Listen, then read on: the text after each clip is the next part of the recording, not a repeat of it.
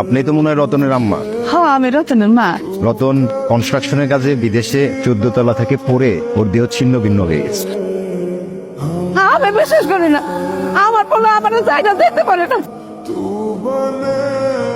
রতনের dead body পচে এমন গন্ধ হয়েছে, আসলে আমাদের আর থাকা সম্ভব হচ্ছে না। বিচ্ছির একটা গন্ধ, আমি আর এক মুহূর্তে বাড়িতে থাকতে পারবো না।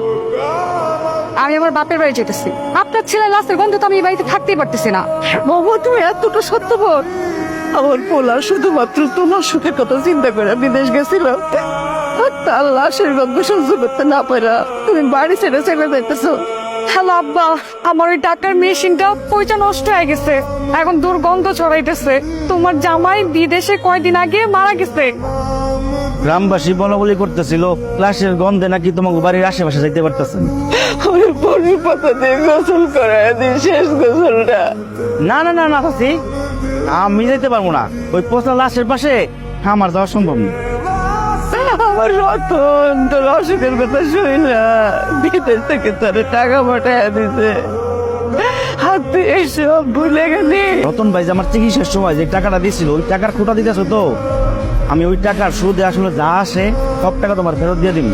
আপনি আপনার মাইয়ারে নিয়ে পালায় যাইতেছেন। পলায় যাবো না তো কি করবো? আপনার পোলার পাশাপাশি কি আমার মাইয়াটারও মাইরা ফেলামো? আমার ছেলে মরে গেছে, তার মানে পয়সা গেছে। এতদিন যে টাকার মেশিনটা ছিল, এখন আর তার কোনো প্রয়োজন নেই। আব্বা, আমার বাবা তো মারা গেছে অনেক দিনই হইল। আপনার আগে শ্বশুর না, আমি আমার নিজের বাবার মতোই সম্মান শ্রদ্ধা করি। সেই কথাগুলো আপনার মনে পড়ে বিয়ে সাহেব? আমার ছেলে আপনার ছেলে, আর আজকে আমার ছেলের লাশের গন্ধে আপনি আপনার মায়ের নিয়ে বাড়ি ছেড়ে চলে যেতেছে। সেদিনের কথাগুলো আবেগে বইলা ফেলাইছি। আশা করি কথাটা বুঝতে পারছেন। চল দে মা, চল।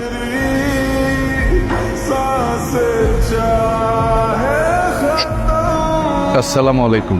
আপনি আমি আপনাকে পাশের উপজেলার একটা মসজিদের ইমাম হুজুর।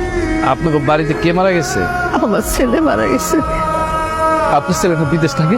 আমার সেই ছেলেটাই মারা গেছে ইমাম সাহেব।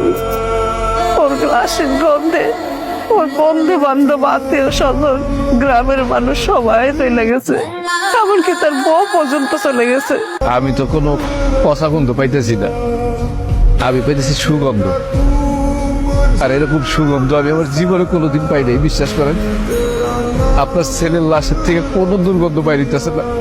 এই ইমাম সাহেব আসার পর লাশের ভেতর থেকে একটা সুগন্ধ বের হইতেছে তো। ইমাম সাহেব, আপনি কি আগে থেকে আমার ছেলেরে চিনতেন?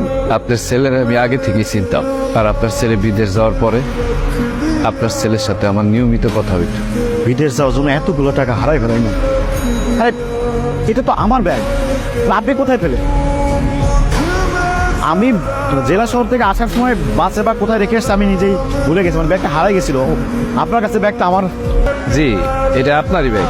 তবে ব্যাগের ভিতরে যে পাসপোর্ট আর ভোটার আইডি কার্ড ছিল, সেখান থেকে আপনার বাড়ির ঠিকানা নিয়ে তারপর আপনার বাড়ি খুঁজে বাইরে ফিরে চলে আসছে। আপনার টাকা আবার আপনি ফিরে পাইছেন। আপনার ছেলে বিদেশ যাওয়ার পরে আমার সাথে নিয়মিত যোগাযোগ রাখতো, সবসময় আমার খোঁজ খবর নিত। একদিন আমি আমার ছেলে মেরে পেট পুরায় খাওয়াইতে পারতাম না। আপনার ছেলে কি করতো জানেন? প্রত্যেক মাসে মাসে আমার টাকা পাঠাই, আমি নিতে চাইতাম না, কিন্তু আমার কইতো এটা আমার ভাতিজা আর ভাতিজির জন্য, আপনি না করতে পারবেন না। এখন আমি আমার ছেলে মেয়ে সংসার নিয়ে অনেক ভালো আছি। তো সব সময় ফোন করে আবার খোঁজ খবর নিত, আমার পরিবারের খোঁজ খবর নিত। কিন্তু হঠাৎ করে সে কয়েকদিন ধরে আমার ফোন দিতেছিল না। তখন আমি তার নাম্বারে ফোন দিলাম, দেখি মোবাইল বন্ধ। তখনই না আমার মনের ভিতরে জানি কেমন লাগতেছিল, তাই আমি দৌড়ে চলে আসলাম খোঁজ নিতে। আইসা দেখি